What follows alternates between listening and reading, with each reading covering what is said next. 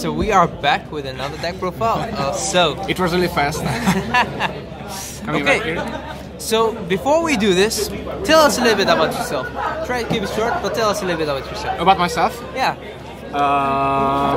Well, I tend to be a really loyal player to my decks, to my clans, which is Aqua Force, and I consider myself a really hardworking yet untalented player in every aspect of life or sports.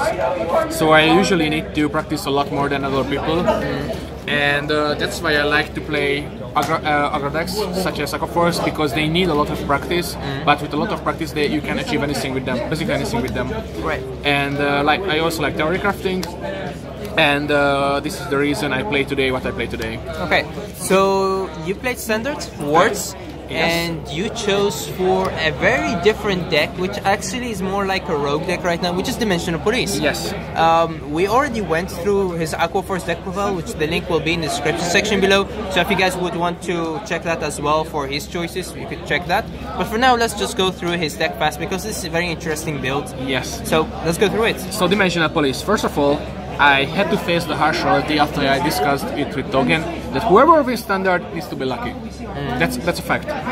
And I chose this deck because I was also considering Aqua Force first, but I threw it away really quickly because of its weaknesses. After that, I was practicing Angel Feather a lot, and I was doing like 50-50 against my partners who are also players from Words, but I didn't feel like it's my clan. I am good with aggressive clans, and Dimensional Police is one of them. And I choose this because if you high roll, which means if you are doing your thing and you don't stack and you get your cards, you will win. And kinda this is what happened with me all of my matches, and I will explain why I lost. Alright. So, the other reason I'm playing this is because of these beauties, if you get a double joke reference. So, 4 Miracle Beauties. From Miracle Beauties variant. This is the best variant of the deck, and I always like to play decks which can restant. I like multi-attacks, and I think multi-attacks are one of the most useful mechanics in aggro decks, since it's equal to critical triggers, but it's another attack. You cannot PG a single attack. You can use multiple times the effects of triggers, anything else. So I really like it. And also, I will show them together actually. The greatest VR, or one of the greatest VRs in the game, is Ultidaisha. And if you are putting Ultidaisha at the field, it's insane. It generates you 50k power to the front row, because one force marker which stays 10k to the front row, 10k to himself, and from the skill another 10k to himself, and you get another attack, and it's a guaranteed quadruple dive. If you put the front row trigger here, and you get an 8k or 7k booster even, or a trigger here, sorry, force marker and the trigger here, they can restant each other, which means you will attack with a huge number with a regular Dariusha, 2 cards guard, again 2 cards guard, they will attack 4 times together, which means 2, 2, 2, 2. So it's all together 12 attacks with random trigger or a booster. So, getting back to the other card of the deck, it's Ultidaisha, of course. I had to play this deck with 12 grade series. I was thinking about cutting 1 Miracle Beauty for 1 grade 1, but that just would have lowered my chance to do the combos. Basically, I don't know if I can call it the strongest VR in the game, because of like the likes of Leopold. But it's a definite top 3. As I said, permanent number to the front row, yeah. Force marker stays. Another Vanguard attack, which makes 2 dive checks. It's great in Standard, and also power to the front row. It's great. And of course, Daisha. Yep. This is the card that gives you advantage when you go first. Yes, or not even when I'm going first. It's also good when I'm going second, except Protect Lance. It's also good because riding this, I'm sure to be able to reach the numbers of Ultidaisha, because I can rest any numbers. And the double cut is just insane. So this is my first ride every time if I can do it. It's really hurtful. when you are not running this one. But it's not as worse as not finding Ultimate Dayusha. Like, Ultimate Dayusha is the #1 priority in this deck. After that, it's pretty simple for Red Dragon because this is the best grade 2 you have. It's a huge number, huge beater. It's usually the combo that you have. You have the Dayusha, you have here Soul Blast for Rest, all skill activated. You have the crit, 20k attacker there, and you have a huge pressure on the field. Basically, just it. For Miracle Dandy, since it's a 15k guard, basically until I get to my Miracle Beauties and Ulti Dayusha, everything else is a piece of junk I need to throw on the field to be able to guard. It's that simple. The same goes with the 10ks. It's a 10k guard, which is great. I play that for that to be able to guard. The Miracle Fairies Lanabi. It's another card to be able to withstand my Vanguard, my Miracle Beauties, and basically that's it. Part of the combo. This deck is pretty simple how it's built, but it's like similar to Aquaforce. You need to be able to pilot it perfectly, basically perfectly.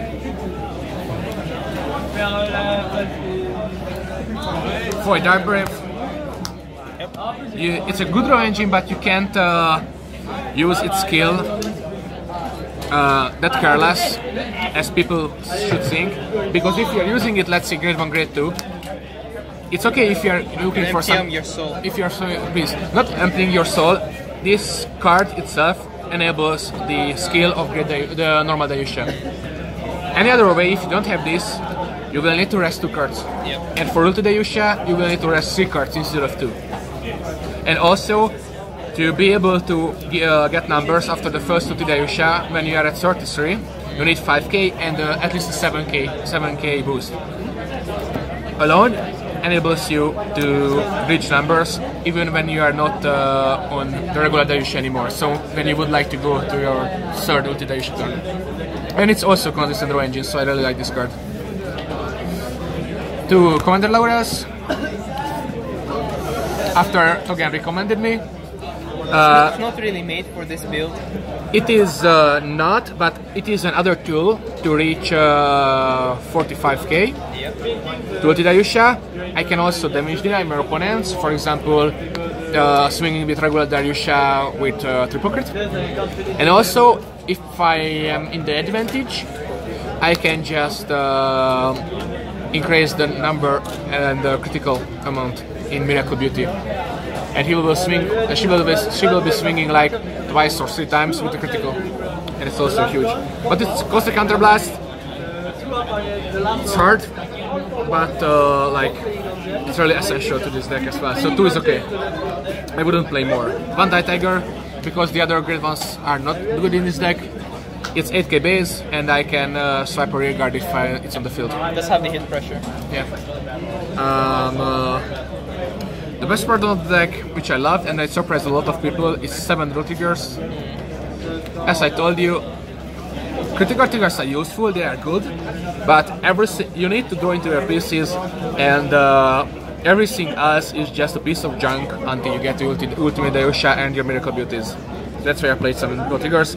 I wanted to play 8 at first, but 5 critical triggers are just does make a big difference. When they see the exactly. Pinwing, they think you play all 8s and they don't count the last trigger, which is a critical trigger. And sometimes when you attack with the normal Dayusha and he already has a crit and you drive check a crit, well, that will put your opponent from 1 to 5. Yeah. Or from 2 to 5.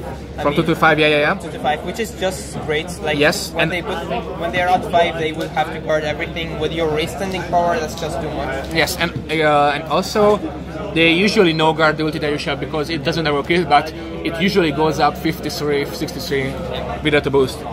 And getting a critical trigger there, it's good. Also, if they are guarding or they are at only 3 damage, I put it in a Miracle Beauty. Like they are at 4 damage, yeah, they will have to guard Miracle Beauty, but all the turns. It's the same as the Wiseman when you put a crit on the Wiseman, or with the Aquaforce you put it on the fire. Yes. For heroes, the Angel Feather matchup looks like this is the only matchup where I don't go for no passing the Vanguard attacks, because I need to be at bigger damage to deny them looping their heals. Because I rush them, they just Metatron and also heal with Metatron skill or dive checks.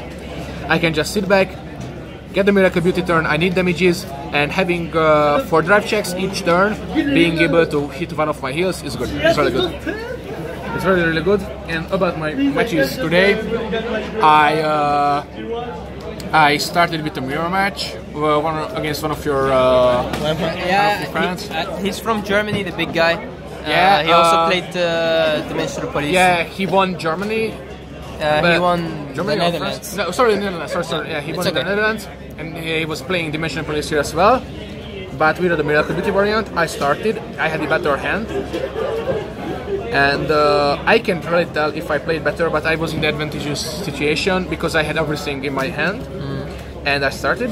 But he attacked with me the Alicia at 2 damage. I said no guard, and I was really debating if I should have PG'd, and I'm still debating this day because in the end it cost me a lot. I could have perfect guarded that, but if he played that well, he would just swing on my rear guard and deny damage, deny counterblast for me, and I couldn't have finished him next turn. I could have finished him because I had ulti Ayusha and 2 Miracle Beauties, which needs 3 counterblast. I only had 2, and I didn't expect him to crit me double crit because he still had 40 cards in the deck and already 1 crit out, and I know he played 6 crits, so he had 5 crits in a 40 cards deck. And I don't know, I'm still debating. That might have been the biggest mistake of the day, but I'm still saying I should have no guarded there. Practice guarding is my worst skill in Vanguard. I really thought about it a lot, and I don't know. I should have PG'd there. I think it's just bad luck. I think it's just bad luck, yes. Because normally when you think about it, because now you know the results, you think, well, maybe I should have done it differently. Yeah. But if he didn't get the double crit, then the game would have gone a very different way. Yeah. So I think you don't really have to be that harsh on yourself. Yeah. Sometimes you just have to let it go. I mean, these things happen, and this is Vanguard. That's why the game is different. We count the chances on how or things could happen. And sometimes it goes the other way, and that's... Yeah, I also wanted to lower his chance to heal on me at my next turn. Yeah. But I was in an advantage situation, and I could have ulted Ayusha as well. He had only 4 cards in hand after the turn, so... next year. Next year. Next year. Or in Team League. Second match I got bite. Third match I beat the Texas champion from America, playing Angel Feather. Alright. He didn't see Metatron whole game, but always double check me like crit kit, draw kit. So it was. I wouldn't say he was that unlucky. Of course, he was unlucky not seeing Metatron, but I was too afraid of giving me damage. I was staying at like 1 damage, maybe full game. At the end, when he saw double crit, he finally attacked me. I let them in. At the time I had like, I don't know, 12 cards in my hand, so I just put my I just did my combo like Larabi, Miracle Beauty, Light Dragon maybe, and attack, ulti Ayusha attack, and I finished the game like around 15 cards in my hand, couldn't guard. Fourth turn I faced one of my friends I met in Japan, from France. He also played Angel Feather. It was a really close game. I didn't see any drive checks whatsoever until my last ulti Ayusha turn. I played the matchup, I think, perfectly. I left myself beyond the higher damage, but I didn't see any trigger. That was unlucky. He healed back with Metatron all the time, and I don't know, for some reason I healed once. I was at lower damage than him. I rolled that to my last turn, and I saw double heal. I put it on Miracle Beauty and attacked with her twice, and that won me a game. But if survived that, it really could have gone any other way. So it was really close. So I was 3-1. I was really happy. Basically, this, what I was planning happened. When I high rolled, or at least I was not that unlucky, I won my games. And this is where the worst part of the day came. I played my 5th match against Manchester, who is actually in the finals, or maybe even won that. So I'm not feeling that bad again about losing to him, but I lost to him. But it was like I held 2 times, but no offensive triggers whatsoever. He held and front triggered on me every turn, literally every turn. I saw no damage triggers. He saw several damage triggers. I drew all my PGs up to my hand without the trigger effects, so just regularly throwing them up. And then the last turn, when I could have finished the game, I sent my turn, draw, crit. Okay, attacking with the Dayusha, Dayusha first. No guards, no trigger, front trigger for him. Ooh. I put the die trigger in the stall. I draw a card, critical trigger. Doing the ultimate Dayusha skill. Nothing. Attacking again nothing. You draw into the 2 crits without the yes, and he saw a draw trigger. Oh, so he was at 32k base. Yeah. Without any of that, without drawing up any of my triggers. So 1 trigger only would have been enough for me. Or he saying less defensive trigger. Maybe would have won me the game, because I had 3 attacks left with Miracle Beauty and my left right column. It was like 48, 40, 48.